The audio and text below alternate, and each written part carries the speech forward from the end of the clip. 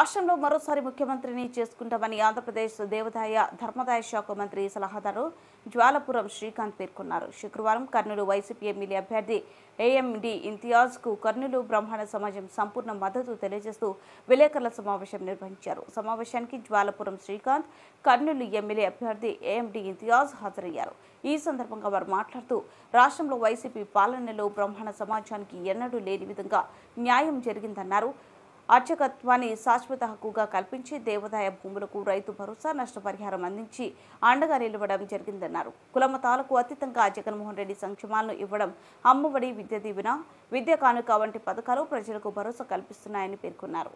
ఈ కార్యక్రమంలో బ్రాహ్మణ corporation chairman Kameswararao, Brahmana corporation director Mangalagiripalli Anjibabu, APBSS జిల్లా అధ్యక్షులు నాగలవరం రాజశేఖరరావు, అర్చక సంఘం జిల్లా అధ్యక్షుడు సాయి, 51వ ward YCP incharge Krishnakanth Sharma, మేఘనా, సుబ్రహ్మణ్య, ప్రసాద్, రంగనాథ్ శర్మ తదితర బ్రాహ్మణ పెద్దలు పాల్గొన్నారు. అధ్యక్షునిగా, నాయకులుగా బ్రాహ్మణ కార్పొరేషన్ చైర్మన్ గారు, అదేవిధంగా బ్రాహ్మణ కార్పొరేషన్ డైరెక్టరు, ఇక్కడ డైరెక్టర్లు ఉన్నారు, మరియు వచ్చి జిల్లా నాయకులంతా కూడా, మన కర్నూలు జిల్లా బ్రాహ్మణ సంఘ నాయకులందరూ కూడా కలిసి ఈరోజు ఇంతియాజ్ గారి ప్రచారంలో ఉదయం నుంచి పాల్గొని మన బ్రాహ్మణ సామాజిక వర్గానికి తెలుగుదేశం ప్రభుత్వం 40 ఏళ్ల నుంచి పార్టీ సీనియర్లు అని చెప్పుకుంటూ వారు వచ్చిన తర్వాత రాష్ట్రంలో వారు వచ్చిన వెంటనే కరణీకాలను తీసేసిన వెంటనే దాదాపు 28 మంది కరణాలు ఆత్మహత్య కానీ మరియు బతకలేక కానీ చనిపోయారు. ఇంతమందిని పొట్టన పెట్టుకున్న పార్టీ తెలుగుదేశం పార్టీ. అదేవిధంగా ఉద్యోగస్తులు వయోపరిమితి తగ్గించడంలో వారి ప్రభుత్వం వచ్చిన తర్వాత దాదాపు 12-14 మంది బ్రాహ్మణులు ఆ వయోపరిమితి తగ్గించిన వెంటనే వారు కూడా ఆత్మహత్య కానీ, గుండెపోటు కానీ, మరణాలు జరిగింది. ఇదే విధంగా రాష్ట్రంలో దాదాపు 40 ఏళ్ల నుంచి రాజకీయంగా, ఆర్థికంగా, సామాజికంగా బ్రాహ్మణులను అణగదొక్కిన పార్టీ తెలుగుదేశం పార్టీ. రాజకీయంగా 40 ఏళ్ళుగా ఆ రోజు నుంచి ఈ రోజు వరకు కూడా ఒక్క బ్రాహ్మణుడికి కూడా కౌన్సిలర్ సీటు కూడా ఎక్కడ రాష్ట్రంలో లేదు అనేది గమనించాలి. రాష్ట్ర బ్రాహ్మణులంతా గమనించాలి. ఈ కర్నూలు నగర బ్రాహ్మణులంతా కూడా ఈరోజు ఇక్కడి నుంచి ప్రచారం స్టార్ట్ చేశాం. అందరూ కూడా గమనించాలి. మనకు రాజకీయంగానే కాకుండా ఆర్థికంగా, సామాజికంగా అర్చకులకు కానీ ధూపదీప నైవేద్యాలు ఇవ్వకుండా, అర్చకులకి వంశపారంపర్యాల హక్కులు ఇవ్వకుండా చేసిన పార్టీ తెలుగుదేశం పార్టీ.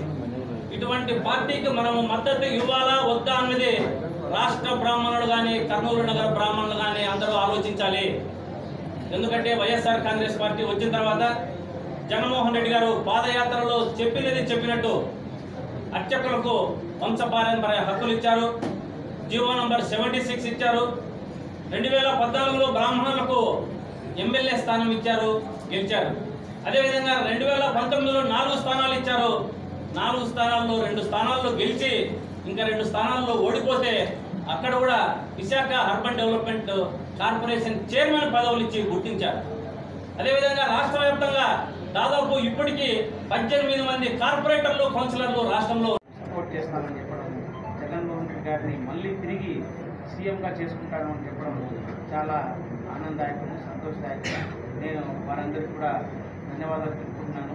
ఎందుకంటే వారు రాష్ట్రమంతటా తిరిగి మనకు ఏదైతే మా ప్రీతమ నాయకుడు వైఎస్ జగన్మోహన్ రెడ్డి గారు ఈ 4 సంవత్సరాలు ఆయన చేపట్టిన పథకాలని, ఆయన చేపట్టిన అభివృద్ధి పనులు, వాటి మూలంగా ఎంత మనకు అందరికీ మంచి జరిగింది, ఎంత మనకు అందరికీ మంచి వారి మనకు జీవన ప్రమాణాలను ఏ విధంగా మనకు పెరిగాయి, ఎలాగా ప్రజలందరూ కూడా గౌరవప్రదమైన జీవనం గడుపుతుంది వారు చెప్తూ, మరి మళ్ళీ రాష్ట్రము మళ్ళీ తిరిగి వైఎస్ జగన్మోహన్ రెడ్డి గారిని అభివృద్ధిగా కోరుకుంటుంది అని చెప్పి వారు చెప్పడము, అలాగే వారు ఇక్కడి నుంచి కర్నూలు నుంచి మళ్ళీ మనకు నంద్యాల జిల్లాకి వెళ్ళి శ్రీశైలం వరకు వెళ్ళి అక్కడ కూడా మనకు సభలు ఏర్పాటు చేస్తున్నారు.